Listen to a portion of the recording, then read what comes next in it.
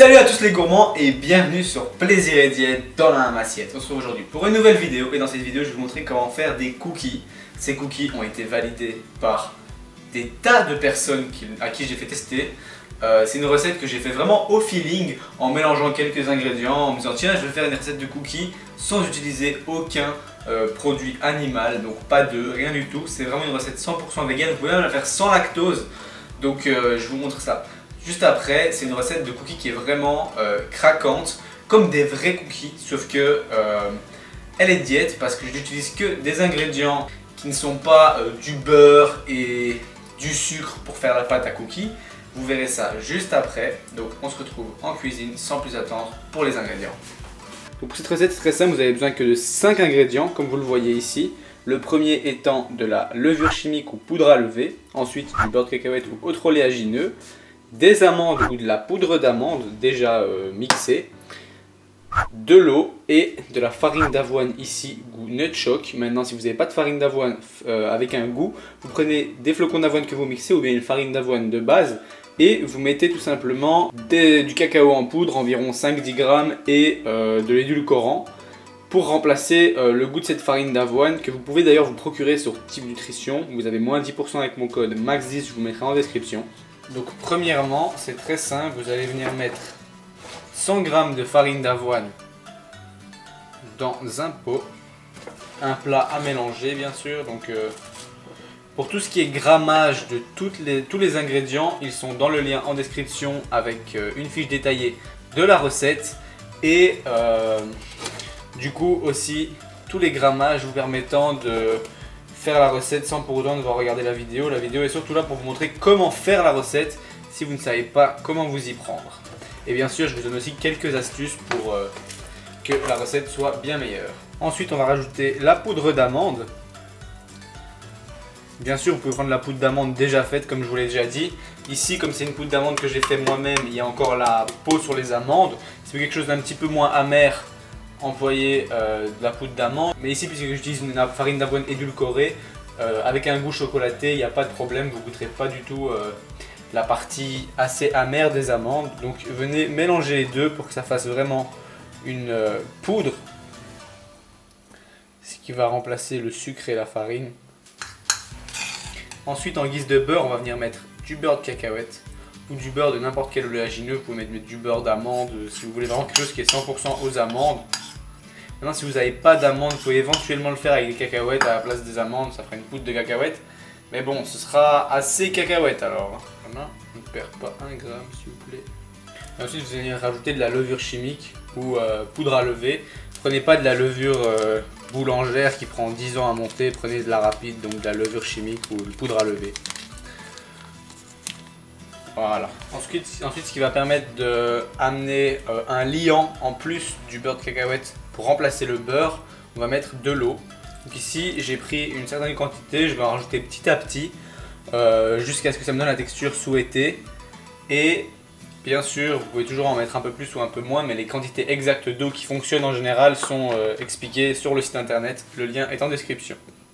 Donc commencez avec une spatule et puis vous viendrez terminer à la main par la suite.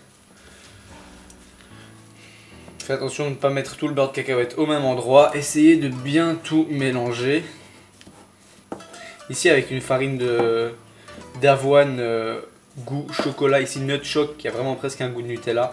C'est vraiment une dinguerie. Je l'ai toujours fait avec celle-là, c'est vraiment très très bon. Et rien que là, l'odeur est déjà dingue. Maintenant, ça fonctionne très bien aussi avec de la farine d'avoine nature ou des flocons d'avoine. Et là, comme je vous conseillais, le mieux c'est de mettre du cacao en poudre et de l'édulcorant. Mais le cacao en poudre est facultatif puisque sinon ça vous fera juste des cookies qui ne seront pas chocolatés, quoi. Vous aurez des cookies aux amandes vegan mais pas chocolatés. Ici, comme vous le voyez, c'est encore un petit peu trop solide pour faire des cookies avec. Donc on va encore rajouter un peu d'eau. Et on va venir mélanger tout ça. Là, on voit que ça commence à former des grumeaux, ça commence à être pas mal. Donc on va venir finir ça à la main. Voilà, pour ce faire, je vais prendre le mélange et l'écraser comme ça entre mes doigts. Vraiment, venez écraser, venez presser jusqu'à ce que votre main écrase totalement la pâte. pour être sûr que vous n'ayez pas un gros morceau de beurre de cacahuète comme je vous ai dit, et que vous ayez quelque chose qui est homogène partout, avec la même quantité de beurre de cacahuète, d'eau et de farine partout. Voilà. Il y aura d'office des petits morceaux d'amande qui vont rester si vous le faites vous-même, mais c'est ce qui est encore meilleur lors de la dégustation après, parce que ça donne un petit peu de croquant. Voilà, donc on a quelque chose qui colle un peu aux mains. On va essayer de former une boule avec et ensuite on se retrouve lorsqu'on va faire les cookies sur la plaque de four. Donc voilà, ici j'ai une boule de pâte bien ferme que je peux malaxer comme ça et qui ne me colle plus aux mains après 5 minutes de malaxage environ. Donc on va la mettre dans le plat et on va juste attendre de préchauffer le four et de les mettre sur la plaque. Donc voilà, vous allez prendre une plaque de cuisson avec papier sulfurisé et vous allez venir prendre des petits bouts de pâte. Ici je prends un bout comme ceci par exemple. Le but va être de faire 8 cookies environ avec la recette. Et vous allez venir faire un petit rond. Et ensuite vous allez le mettre comme ça et l'étaler comme ceci. Donc soit vous faites ça directement, soit vous le laissez en boule. Vous formez autant de boules qu'il vous faut de cookies. En l'occurrence ici 8 pour la recette. Maintenant si vous voulez faire plus de boules et faire des plus petits cookies, c'est à vous de choisir. Ils seront donc moins caloriques par cookie, mais vous aurez moins de volume par cookie aussi. Et donc vous venez faire 8 boules et ensuite on les écrasera après en fonction de la taille des boules pour qu'elles soient toutes à peu près la même taille.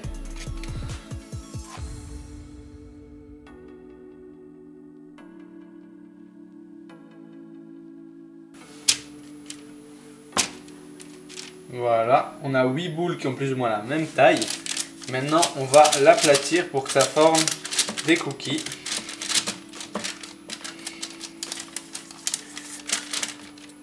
Formez déjà les cookies comme vous souhaitez qu'ils soient, puisqu'ils vont surtout cuire et durcir à la cuisson, puisqu'ils ne vont pas cuire très longtemps.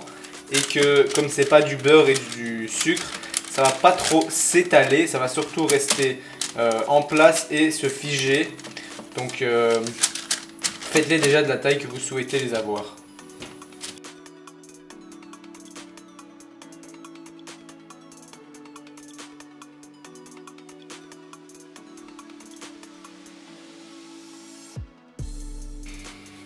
Donc voilà, une fois que vous avez tous les cookies qui sont prêts, vous allez pouvoir soit les mettre comme ceci au four, soit rajouter des toppings dessus, par exemple du chocolat noir ou alors des amandes ou encore tout simplement des noix de pécan, à vous de voir. Ici je pense que je vais rajouter des noix de pécan au milieu pour que ça vous fasse quelque chose qui a vraiment un rendu très cool. Donc voilà, les calories que vous retrouverez pour la recette sont pour les cookies tout seuls, mais c'est toujours cool de rajouter un petit toppings dessus, bien sûr ça rajoute des calories. Ici c'est toppings de qualité puisque je vais rajouter seulement des noix de pécan et c'est quelque chose de non transformé, donc c'est vraiment cool. Maintenant, vous pouvez aussi rajouter, comme je l'ai déjà fait une autre fois pour la première recette, des petits chocolats Hershey à seulement 30 calories par chocolat sur le dessus et c'est fondant au caramel. Donc franchement, quand vous mangez, c'est délicieux.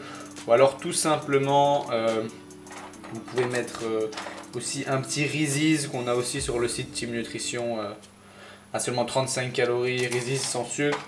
Ou même du chocolat noir, comme je vous l'ai déjà dit. Soyez créatifs. Parce qu'il y a vraiment plein de possibilités. Enfoncez-les quand même un peu pour qu'ils tiennent à la cuisson, surtout quand c'est du chocolat parce que ça fond vite. Et donc voilà, maintenant on a ceci qui est prêt à être enfourné pendant 10 à 15 minutes. Donc on va prendre ceci, le four est préchauffé à 180 degrés. Et on va enfourner pendant 10 à 15 minutes comme je vous l'ai dit.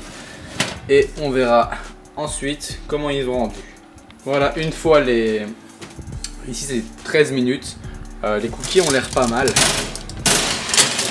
Comme vous le voyez, ils n'ont pas l'air d'avoir énormément changé. Mais ils sont plus durs. Quand vous les touchez, ils sont pas mal. Maintenant, il faut les laisser refroidir environ 15 à 30 minutes.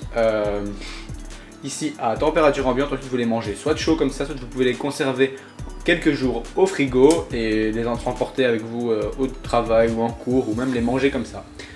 Allez, on se retrouve pour la dégustation. Donc voilà, le plateau de cookies est ici.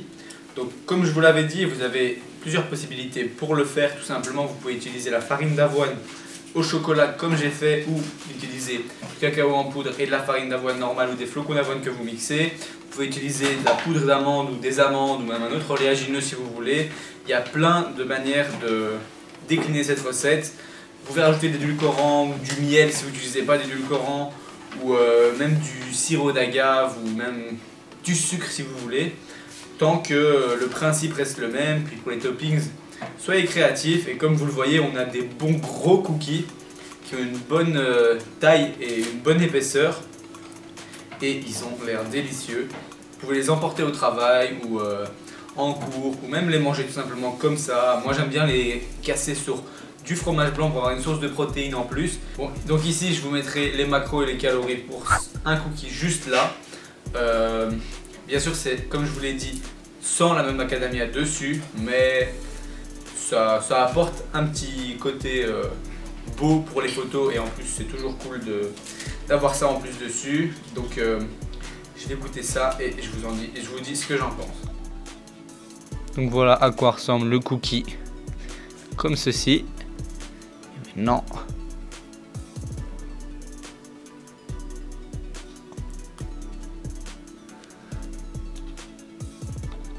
Il est vraiment pas mal, bien moelleux. On va goûter ça.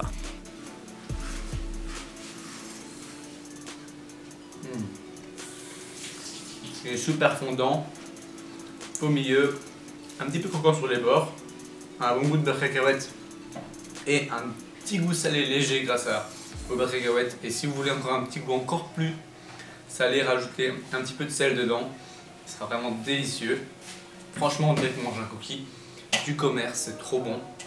Enfin, quand je dis un cookie du commerce, c'est un cookie pas allégé.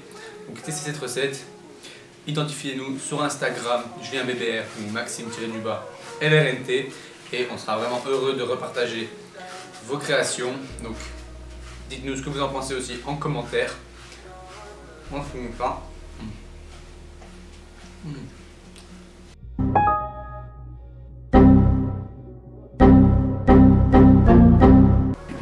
Quant à moi, j'espère que cette vidéo vous aura plu. Si c'est le cas, vous pouvez toujours cliquer sur j'aime et même vous abonner. À la prochaine pour une autre recette ou une autre vidéo.